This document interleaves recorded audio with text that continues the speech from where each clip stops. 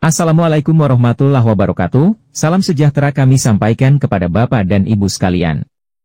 Semoga Bapak Ibu dimanapun berada, selalu dalam keadaan sehat walafiat, amin ya robbal alamin. Nah, baik Bapak dan Ibu, untuk lebih lanjut, mari kita simak dan cermati bersama ulasan dalam video berita ini hingga akhir, agar supaya Bapak dan Ibu dapat memperoleh informasi atau berita secara lengkap dan tidak gagal paham. P3K 2024, ini aturan resmi dari Kemenpan RB mengenai nasib honorer R2 dan R3.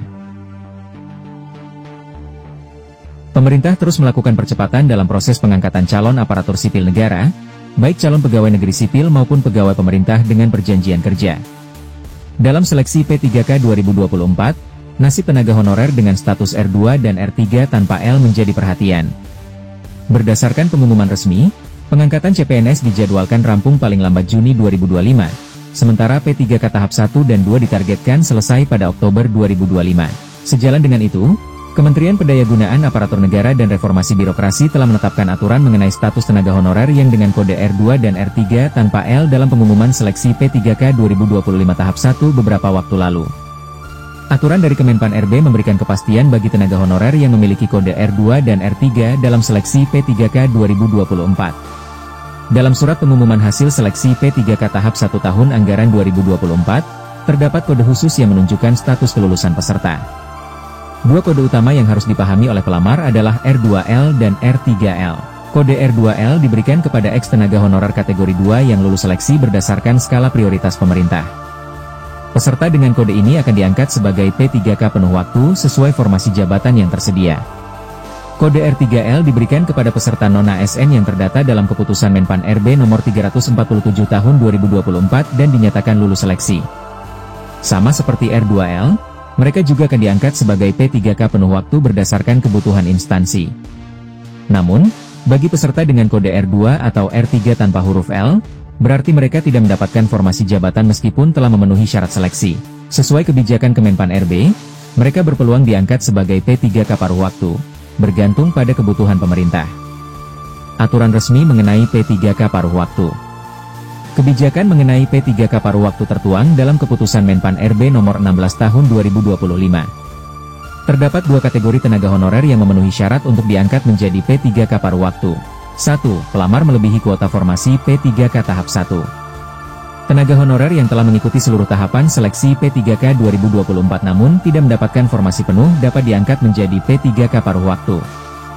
2. Peserta CPNS 2024 yang tidak lulus. Tenaga honorer yang mengikuti seleksi CPNS 2024 tetapi tidak lolos dapat langsung diangkat sebagai P3K paruh waktu, dengan syarat mereka terdaftar dalam database non-ASN BKN. Kriteria utama pengangkatan P3K paruh waktu. Untuk dapat diangkat menjadi P3K paruh waktu, pelamar harus memenuhi 4 kriteria berikut. Tercatat dalam pangkalan data Badan Kepegawaian Negara sebagai tenaga non-ASN. Pernah mengikuti seleksi P3K tahap 1 atau seleksi CPNS 2024 tetapi tidak dinyatakan lolos. Tidak memperoleh formasi jabatan sesuai kebutuhan instansi. Pengangkatan bersifat sementara selama masa transisi penataan tenaga non-ASN. Syarat P3K paruh waktu. Selain kriteria utama, terdapat persyaratan administratif yang harus dipenuhi. Pelamar harus memenuhi kriteria yang telah ditentukan, termasuk memiliki ijazah yang sesuai dengan persyaratan jabatan yang akan dilamar. Terdaftar dalam database BKN atau memiliki pengalaman kerja minimal 2 tahun pada saat pendaftaran seleksi ASN 2024. Telah mendaftar dan mengikuti proses seleksi ASN 2024. Mekanisme pengangkatan dan pemberhentian P3K paruh waktu. Proses pengangkatan dan pemberhentian P3K paruh waktu didasarkan pada perjanjian kerja. Berikut adalah mekanisme pengangkatannya. Pengajuan kebutuhan diajukan sebagai dasar penerbitan nomor induk P3K kepada BKN. Masa perjanjian kerja ini ditetapkan setiap 1 tahun dan dituangkan dalam perjanjian kerja, hingga pegawai tersebut diangkat menjadi P3K tetap. Honorer yang diangkat akan memperoleh NIP dengan syarat kinerja minimal predikat baik. Pengangkatan mempertimbangkan ketersediaan anggaran daerah. Jabatan yang diisi oleh P3K paruh waktu.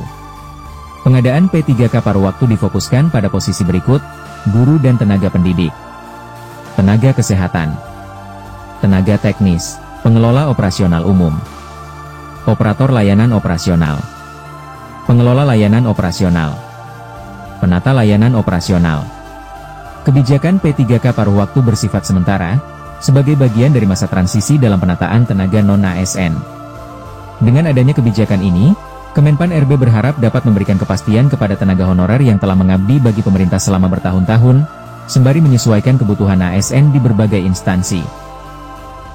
Untuk mengetahui update berita terbaru terkait tenaga honorer, jangan lupa untuk terus ikuti perkembangannya dalam channel ini, dengan cara tekan tombol subscribe. Demikian informasi atau berita singkat yang dapat kami sampaikan, semoga bermanfaat buat Bapak Ibu sekalian. Sampai jumpa.